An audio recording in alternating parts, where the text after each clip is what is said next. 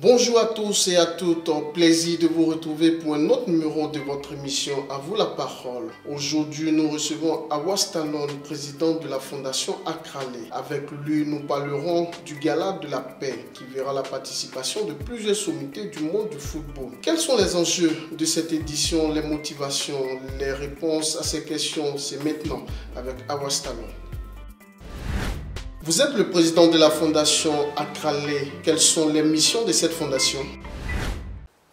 Merci. Je pense qu'avant de revenir à votre question, je voudrais profiter de l'occasion pour souhaiter à tous et à toutes une bonne année de santé, de bonheur et de prospérité. Souhaiter une très bonne année à mon équipe, à mes collaborateurs, à tous ceux qui, grâce à qui aujourd'hui nous avançons ostensiblement vers nos projets. Je vais parler de notre directrice de la communication, Mme Chantal Lalo, qui est présente ici, de notre responsable de la recherche des partenaires, M. Niaouri Félix, et au-delà de saluer tous les autres membres du comité d'organisation qui travaillent avec acharnement pour que nous puissions atteindre les objectifs. Cela dit, la Fondation Akralé a pour mission principale la bienfaisance au profit des démunis, mais en même temps, nous avons un volet paix et cohésion sociale, dont naturellement, nous œuvrons dans tout ce qui est paix, réconciliation, cohésion et rapprochement. Et c'est dans ce sens-là que nous sommes vraiment en train d'œuvrer dans tout ce qui a trait à la paix et à la réconciliation dans notre pays. Vous êtes aussi ambassadeur de la paix. De quoi s'agit-il? Je suis ambassadeur de la paix. Je suis vice-président de l'Organisation mondiale pour la paix, le siège est au Mexique. Et j'ai toujours été ambassadeur de la paix. Je veux dire, depuis 2006, je suis ambassadeur de la paix. Et j'étais en charge de toute l'Afrique, j'étais secrétaire général en charge de 54 pays africains. Aujourd'hui, je suis vice-président de cette organisation qui travaille sous l'égide de l'ONU et qui aide vraiment au rapprochement, à la paix et à la réconciliation dans tous les pays du monde entier. Et cela dit, nous avons parcouru l'Afrique à la recherche de la paix, à la recherche de la cohésion. Et mon dernier déplacement date, sinon notre dernier déplacement date du 11 septembre 2019 en Centrafrique, avec le chef d'État centrafricain que nous étions allés féliciter et à qui nous avons donné notre grande distinction au niveau de l'OMPP, l'Organisation mondiale pour la paix, pour le féliciter, surtout l'encourager pour les accords de Khartoum qu'il avait signés avec les 14 groupes rebelles, sinon les 14 groupes armés de la Centrafrique. Où en êtes-vous avec l'organisation du Gala de la paix? Nous sommes à l'opérationnalisation. Nous avons commencé les organisations depuis plus d'1 an, oui, je pense que vous êtes témoins.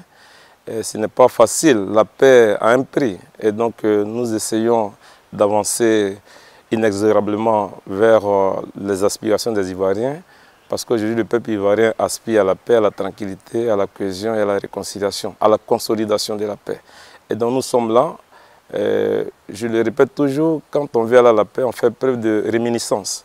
Il faut qu'on regarde ensemble ce qui est bon pour notre pays et comprendre que c'est un tout qui a besoin de tous. Et donc nous jouons notre partition. Depuis près d'1 an, nous travaillons avec acharnement pour essayer d'apporter notre petite touche à la réconciliation, sinon à la consolidation de la paix. Vous avez vu l'année dernière, nous avions invité des grands stars dont El Hadji Diouf, Adebayor, Karim Hadji, Fish, Marc Fish, Mamadou Niang, ils étaient tous là. Asamoah Gyan, ils étaient tous là. Je les remercie au passage pour avoir compris cette nécessité, sinon cette volonté d'accompagner les Ivoiriens. Parce que quand vous avez un voisin qui vient vous aider alors que vous avez des difficultés à la maison, je pense qu'on ne peut que lui dire merci et rendre toute la gloire à Dieu. Donc je leur dis merci d'avoir entendu notre cri de cœur, ils sont venus. Et cette année encore, nous sommes en train de continuer ce que nous avons commencé l'année dernière. Donc déjà le 28 janvier prochain, nous allons mettre le pied dans l'étrier avec le lancement, sinon la présentation officielle de la cérémonie et puis de la présentation officielle du comité d'organisation ainsi que les trophées qui vont accompagner ce grand match de gala pour la consolidation de la paix qui aura lieu le samedi 25 mars 2023 au stade de Bempé. Et à cette occasion, je vais parler d'abord du lancement, la présentation. Nous avons invité l'entraîneur malien, Mohamed Magasouba, qui est une figure emblématique au Mali, mais aussi pour la cohésion, sinon le rapprochement que nous voulons entre les deux pays. Donc il viendra pour essayer d'étayer cette volonté de rapprocher les deux pays. Nous sommes déjà très heureux que les 49 soldats ivoiriens soient libérés Mais nous venons pour parachever la réconciliation et le rapprochement des deux nations en invitant une figure emblématique du Mali qui n'est autre que l'entraîneur national. Et nous allons inviter Fernando Mera, qui est l'ancien capitaine de l'équipe nationale du Brésil, du Portugal, qui sera accompagné de son ami Pedro Mendes. Lui, il est vainqueur de la Champions League, UEFA Champions League avec Mourinho. Ce sont des figures de proue que nous invitons. Nous avons invité le porte-parole du patronat francophone. Et donc tout cela, avec Titi Camara, notre ami qui a toujours été à nos côtés, ils seront tous là à la présentation officielle de notre cérémonie le 28 janvier prochain. Et au-delà de cette présentation, vous aurez ce grand match de gala auquel vous verrez toutes ces icônes, des gens qu'on voit de très loin, qu'on n'a pas pour habitude de voir de près. Mais quand vous avez un monsieur comme Ronaldinho qui accepte de venir jouer pour la paix en Côte d'Ivoire, accompagné de Cafu, accompagné de Rivaldo, accompagné de Ronaldo Nazario, R9, accompagné de Kaka, tout cela dans notre pays, moi je pense qu'au-delà de la déferlante, vous verrez que c'est une attractivité que nous voulons créer autour de la destination ivoirienne. Et cela sera accompagné des footballeurs européens qui seront opposés à nos stars et légendes africaines. Voilà, donc vous verrez, je sais que vous allez me poser la question, mais vous verrez Kakou, vous verrez Okocha, vous verrez Michael Essien et tout cela affronter les autres légendes qui viendront du reste du monde. Pouvez-vous revenir sur les motivations de l'organisation de ce gala de la paix? Je vous ai déjà dit, je vous ai dit, consolidation de la paix, c'est évocateur, vous voyez, et c'est annonciateur de cette volonté d'accompagner le processus de paix.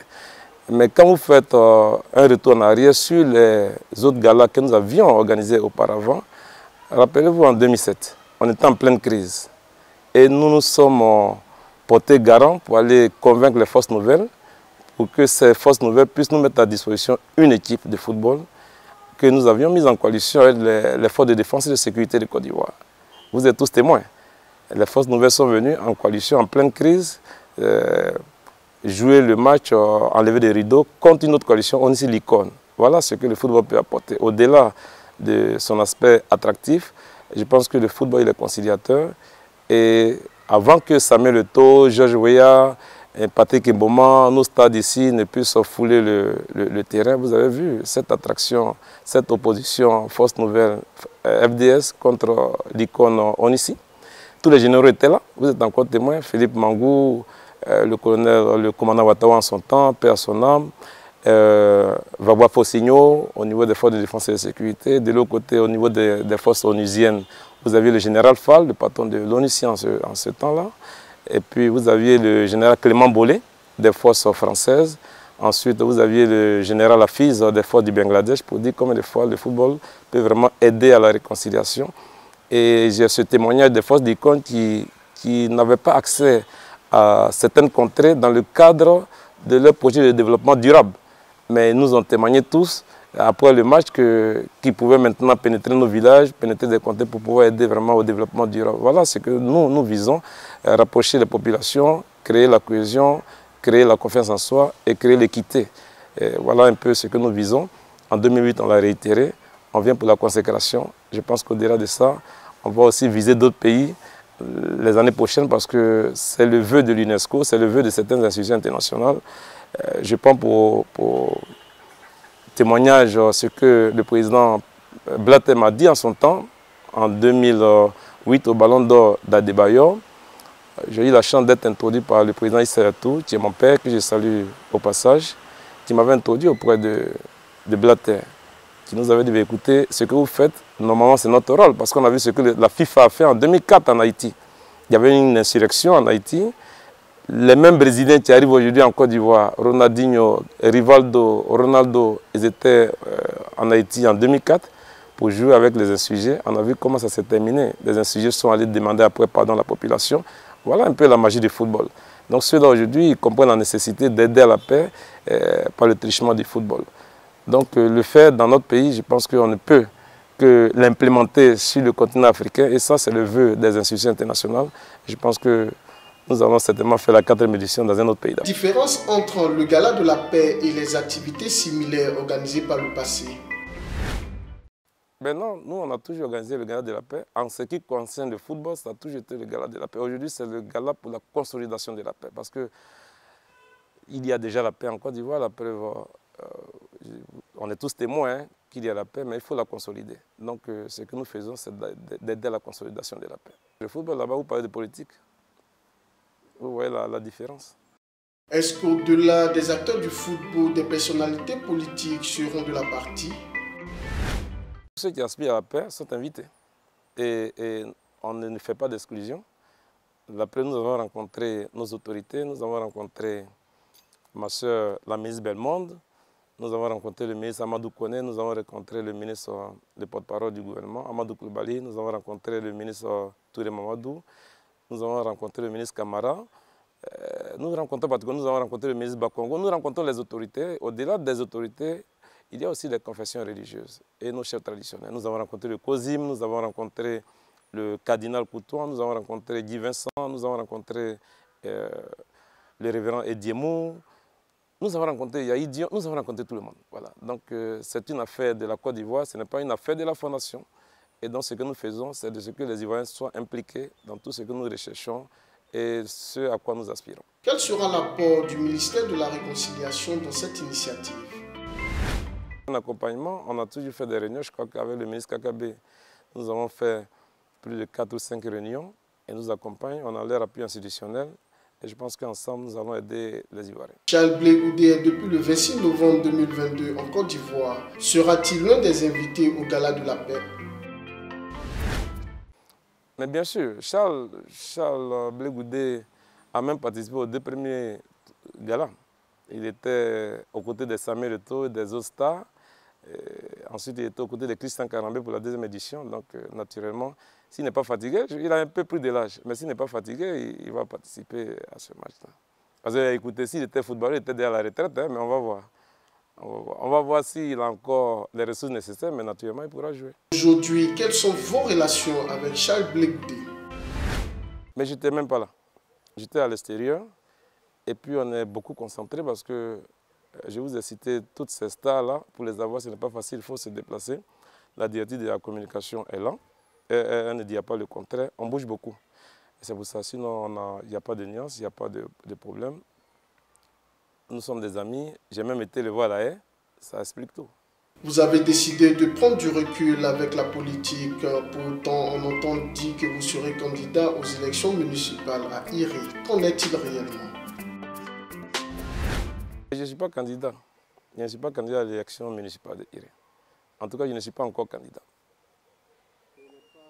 Mon objectif aujourd'hui, c'est d'aider à la paix et au rapprochement des Ivoiriens. Je pense que tout Ivoirien aspire à ce qu'il y ait paix avant d'aller aux élections. Donc nous, on travaille d'abord à la réconciliation.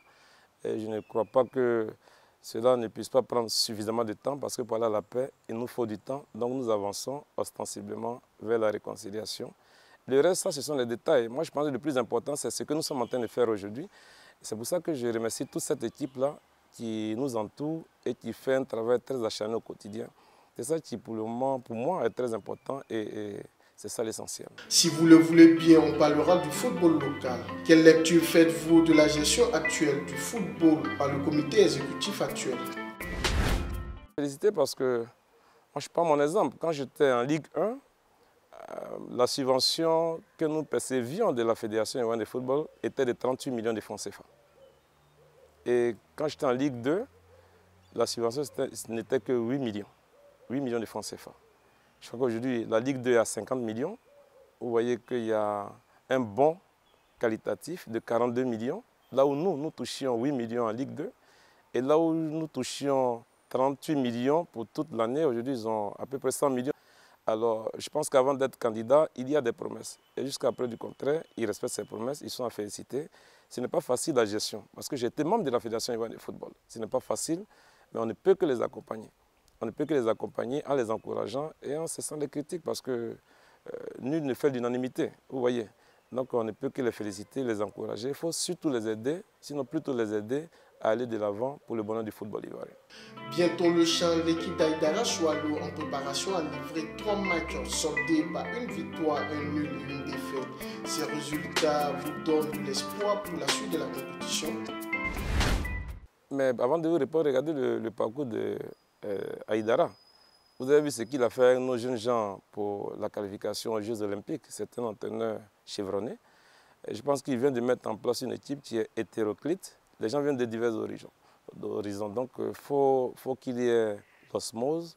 Et je ne suis pas sûr que ce petit moment qu'on peut qualifier de fastidieux puisse nous permettre de le juger. Moi, je pense qu'il faut le voir à l'abordage. J'ai confiance en lui. Je pense qu'il fera un très bon travail. Et nos garçons vont nous ramener, sauf incident majeur, cette coupe du CHAN que nous avons déjà organisée en 2009 et que nous souhaiterons remporter un jour. Donc, je pense qu'il en est conscient. Ça dépendra des enjeux, mais il ne faut pas le juger tout de suite. Nous sommes au terme de cet entretien. Quel sera votre mot de fin en guise de mobilisation pour le gala de la paix?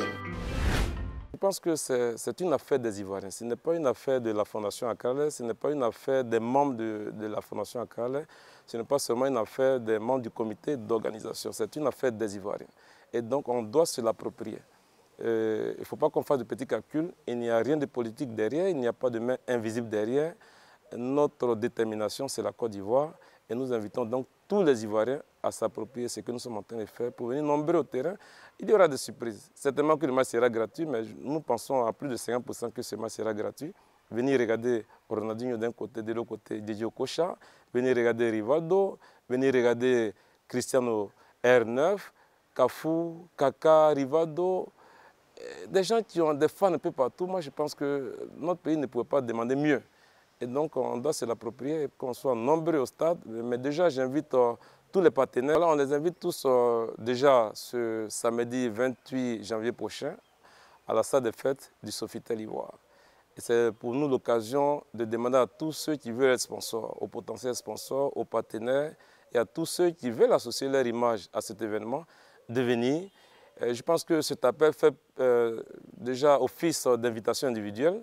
Nous les attendons qu'ils arrivent pour que nous puissions aider à la paix, à la réconciliation, au rapprochement des Ivoiriens, mais en même temps qu'ils profitent de cet événement pour faire un celebrity endorsement. Parce que nos stars se rendront disponibles pour que ce soit les publicités, que ce soit des droits d'image, je pense qu'on puisse les mettre à leur disposition. C'est sur ces mots que nous refermons les pages de cette émission. Merci de votre attention et de votre fidélité. Continuez de suivre les programmes de l'Intelligent TV. À très bientôt pour un autre numéro. Au revoir.